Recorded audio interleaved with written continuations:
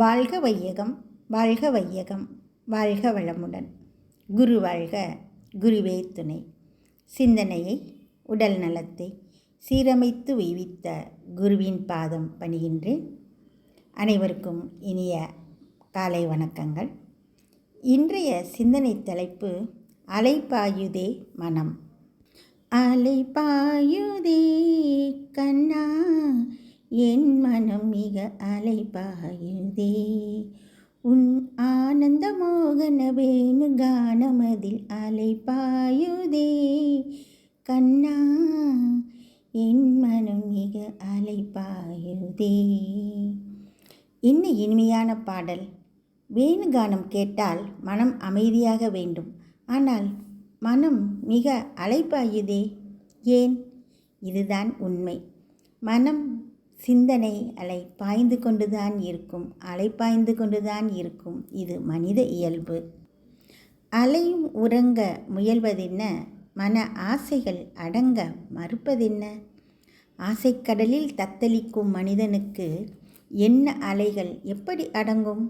நிலையான மெய்ப்பொருளை உணர்ந்தால் மட்டுமே அலைமனம் அடங்கும்.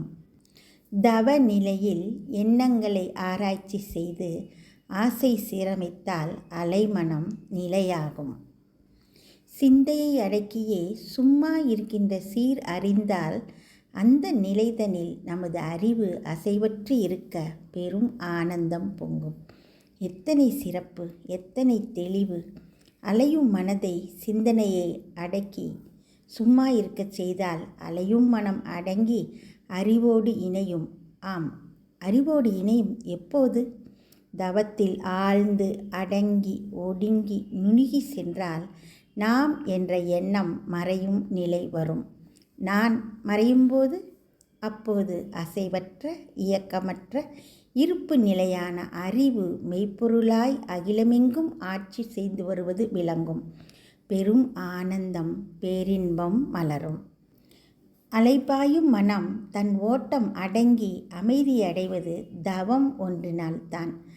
அலைமனதை நிலைநிறுத்த நிலையான ஒன்றின் மீது மனம் செலுத்த வேண்டும்.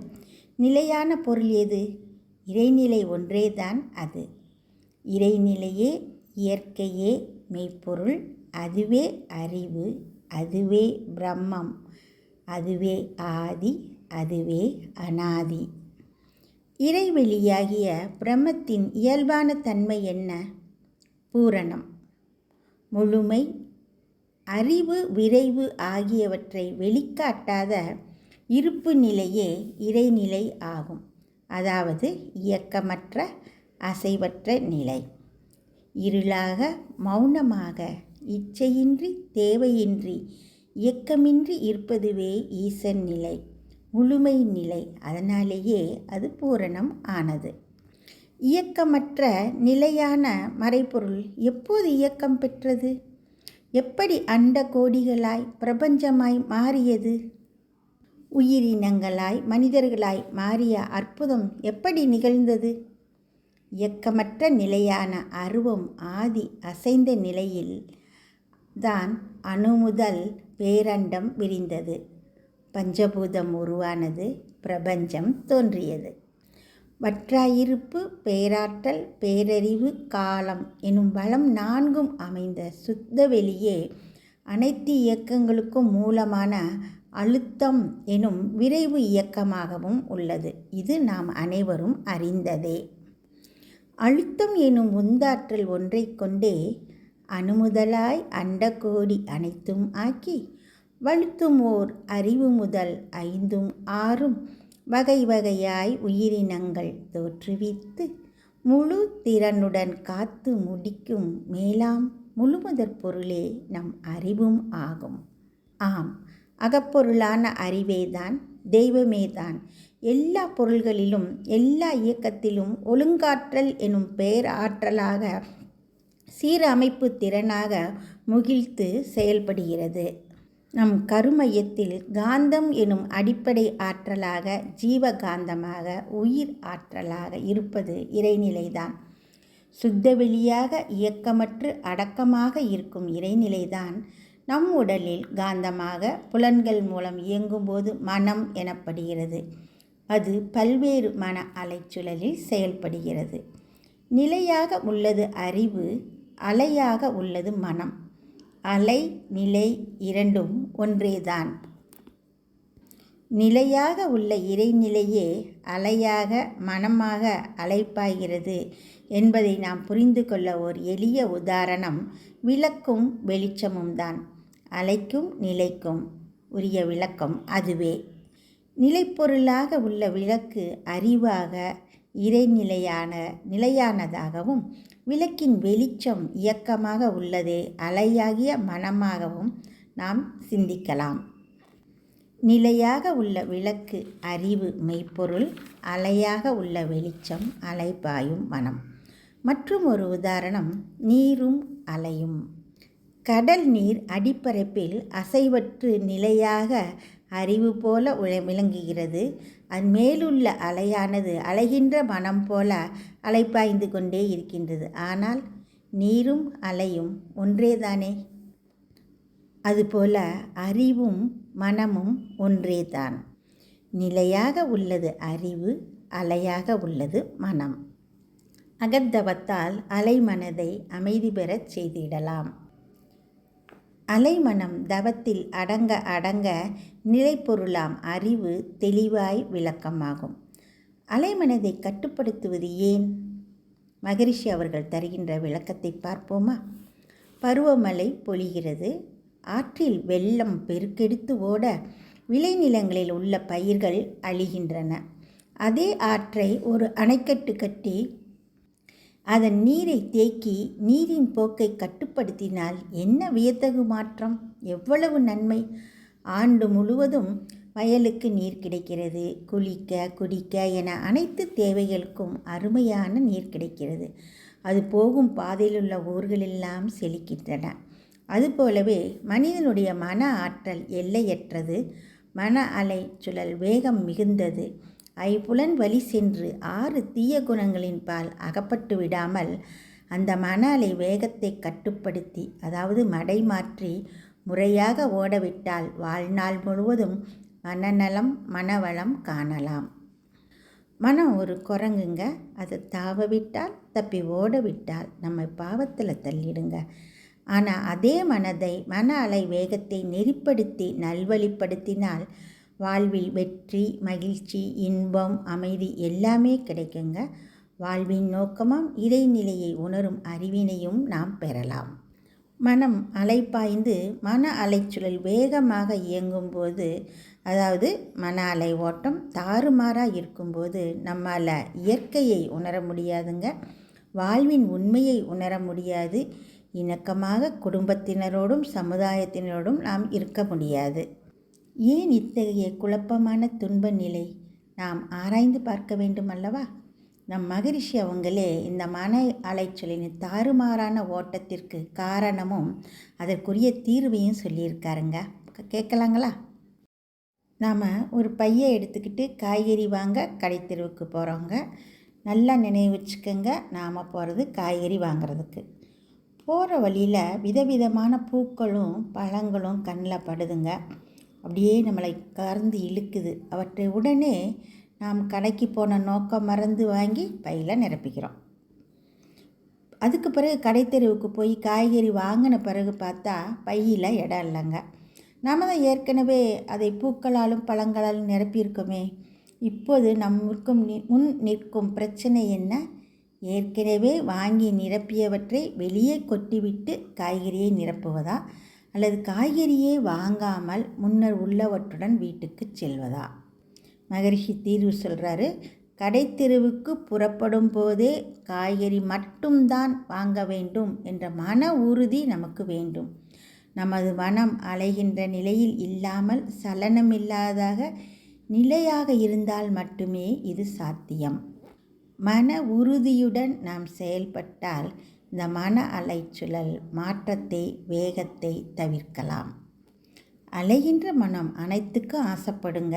அது அதோட இயல்பு. அலையும் மனதை, எண்ணத்தை அடக்க முயலாமல் அதை அறிய முயற்சி செய்தால் எண்ணம், மனம் சிறுக சிறுக அடங்கும்.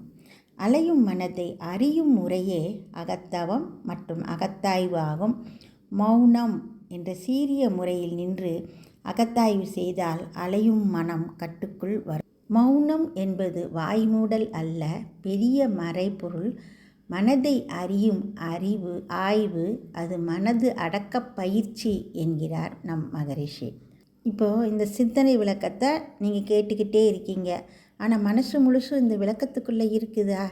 இல்லையே, எங்கேயோ ஓடுது. ஏன்? நாம் ஏற்கனவே இதற்கு பின் செய்ய வேண்டிய செயல்கள் குறித்து அதிகமான சிந்தனையை செலவிட்டிருக்கோம். அடுத்து நம்ம என்ன செய்ய போகிறோம், என்ன செய்யணும் அப்படிங்கிற சிந்தனை. அதனால் அதை நோக்கியே நமது மன அலை ஓடுதுங்க. பழக்கப்பட்ட பாதையில் என்ன அலைகள் விரைவில் ஏற்கனவே சென்ற நீர் வழிப்பாதையில் ஓடும் மழை நீர் போல சென்றுவிடும்.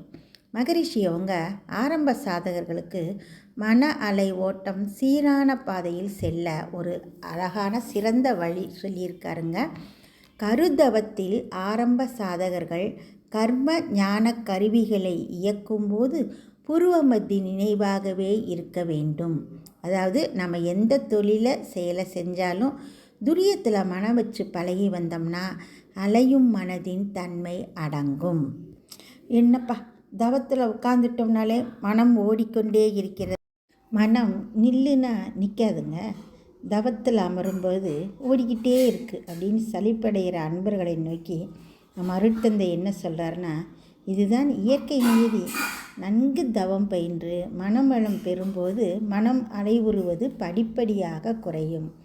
தவம் உயர உயர தற்சோதனையால் ஆடி வாடி நமது மனம் நிலை பெறும் அப்படின்னு சொல்கிறாருங்க. தவத்தில் ஆழ்ந்து மனம் நுண்ணிய நிலைக்கு வரும்போது நமக்கு ஆராய்ச்சி குணம் வந்துவிடுங்க. What you are, where you are, how you are என நம்மை பற்றியே தெரிந்து கொள்ளும் ஆராய்ச்சி மனம் வந்துவிடும். நாம் எந்த இடத்துல இருக்கிறோம்? உலகத்தின் மீது. உலகமே உயிர்களுக்கு இடமாக இருக்குது இல்லைங்களா? உலகம் எந்த இடத்துல இருக்குதுங்க? அது சூரிய குடும்பத்தில் உருண்டு மிதந்து கொண்டு இருக்கிறது. சூரிய குடும்பம் எங்கே இருக்கிறது? அது எந்த இடத்துல இருக்குது? சுத்த வெளியான இருப்பு நிலையே சூரிய குடும்பத்தின் இருப்பிடங்க. வீடில்லா வீடு சுத்த வெளி. இவ்வெளியே எல்லா பொருட்களிலும் நிறைவாகவும் இயக்க ஒழுங்காகவும் ஆற்றலாகவும் அறிவாகவும் இருக்கிறது. அலைகின்ற மனம், அதாவது அலைப்பாயும் மனம், அதன் அலைவு வேகம் கட்டுப்படுத்தப்பட்டு நுண்ணிய மனநிலைக்கு செல்லும்போது மனிதனின் அறிவு உயர்ந்து தன்னை அறிந்து கொள்ளும் நிலையில் அதன் அறிவே மெய்ப்பொருளாக இருப்பு நிலையாக காட்சியாகுங்க. இதுவே அலைமனம் நிலை அறிவு. அலைப்பாயும் மனத்தை நிலையான அறிவோடு இணைத்தல் ஆகும். புலன் அளவில் இயங்க அலைவுறும் மனித மனம் சிந்தனையில் உயர்ந்து பெற்ற அகத்தவத்தால் இறைவனோடு நிறைநிலையில் நிற்க கற்றோம். ஆம், அலைமனம் மாறி நிலை அறிவு பெற்றோம். இதுவே பேரின்பமாகும். துணை குருவே வழி அறமும் தவமும் ஆகும். மன அலைச்சுழல் விரைவு நிலையில் உணர்ச்சி வயப்பட்ட நிலையில் இருக்கும்போது நிலையான இறைநிலையை உணர முடியாது. அகத்தவ சாதனையால் மனம் தனது அலைச்சுழல் விரைவை குறைத்து நுண்ணிய நிலைக்கு உயரும் போதுதான் நிலைப்பொருளாம் மெய்ப்பொருளை உணர்ந்து அதனோடு ஒன்ற முடியுங்க. இது துரியாதீத நவ நிலையில்தான் இயலும். தூய பெருவெளி துரியாதீத நிலையே ஜீவ பிரம்ம ஐக்கிய முக்தி நிறைநிலையும் அதுவே. இறைநிலையோடு எண்ணத்தை கலக்கவிட்டு ஏற்படும் ஓர் அமைதியை உணர்ந்து விட்டால் அலைப்பாயுதே மனம் என நம் மனம் பாடாது. நிறைநிலையை உணர்ந்தேன், மகிழ்ந்தேன், ஆனந்த பரவசம் அடைந்தேன், உள்ளத்தில் பேரமைதி நிலவுகிறது என பாடத் தோன்றும் அல்லவா? அலைப்பாயும் மனதை கட்டுப்படுத்தும் அற்புத தவமுறைகள் நம் மனவளக்கலை குண்டலினி யோகத்தில் உள்ளது. தகுந்த குரு உதவியுடன் தீட்சை பெற்று தவ இன்பத்தில் மூழ்குவோம். அலைப்பாயும் மனதை கட்டுப்படுத்தி இறைநிலையோடு இணைய அருள் புரிவாய் கருணை கடலே. குருவே வாழ்க, குருவே துணை. அனைவருக்கும் நன்றி. வாழ்க வளமுடன். வாழ்க வளமுடன். ஸ்கை வேதாத்ரி அமுதம் சேனலை சப்ஸ்கிரைப் பண்ணாதவங்க சப்ஸ்கிரைப் பண்ணுங்கள், பெல் பட்டனை டச் பண்ணுங்கள். அப்போ தான் நாங்கள் போடுற எல்லா வீடியோஸும் உங்களுக்கு கிடைக்கும். நன்றி. வாழ்க வளமுடன்.